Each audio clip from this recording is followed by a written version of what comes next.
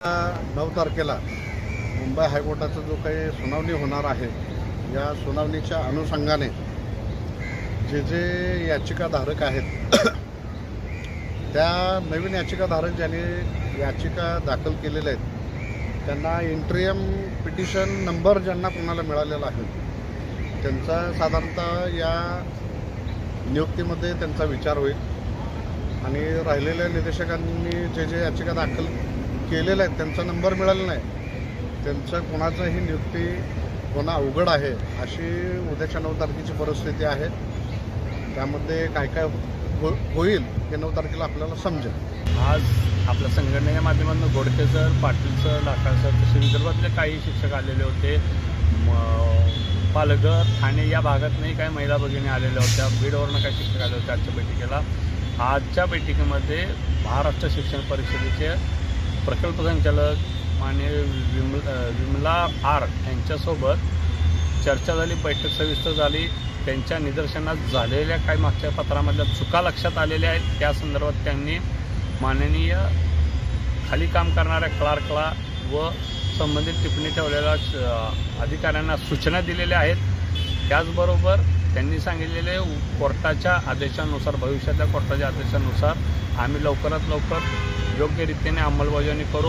त्याचबरोबर विधानभवनामध्ये दानवे साहेबांच्या माध्यमातून बैठक झालेली आहे, त्यांनी आपल्याला लवकरात लवकर योग्य पद्धतीने शाळा नियुक्त्या होतील, सर्व शिक्षक शाळेवर जातील, 2 शाळा एकत्र होतील अशा पद्धतीची भूमिका घेऊन बैठक पूर्ण केलेली आहे। या संदर्भात उद्याच्या निकालावरती ज्या याचिकाकर्त्यांची नावं कोर्टात आलेले आहेत व कोर्टाने ते मान्य केलेले आहेत अशा याचिकाकर्त्यांचा विचार उद्याच्या 9 तारखेनंतर होईल।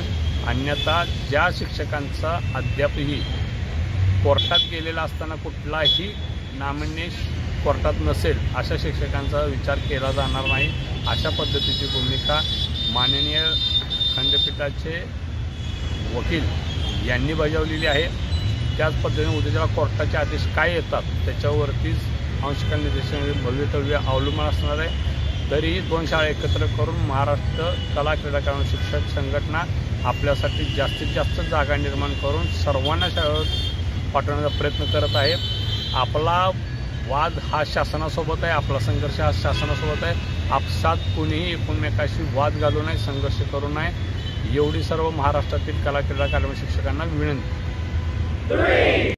महाराष्ट्रातील तमाम निदेशकांना नमस्कार। हा मेसेज पाठवायचं कारण म्हणजे दिनांक 12 तारखेला MPSPने जे पत्र काढलं होतं त्या पत्रावर नंतर कारवाई न होण्यासाठी आपल्या काही स्वयंघोषित नेत्यांनी न्यायालयाचं लक्ष तिकडे केंद्रित केलं आणि त्या हिशोबानेच न्यायालयाचा सुद्धा आदेश आलेला आहे।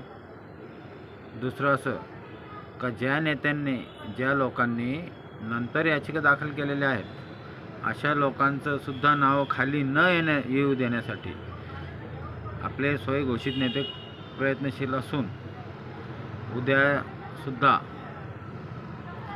फक्त 1905 लोकांचंच काम करावे अशी न्यायालयाची दिशा ते ठरवत आहेत। म्हणजे न्यायालयाच्या निदर्शनास आणून देत आहे किंवा न्यायालयाकडून तितकीच अपेक्षा ते घेत आहेत आणि त्यासाठी ते कार्यरत असून माझ्या मते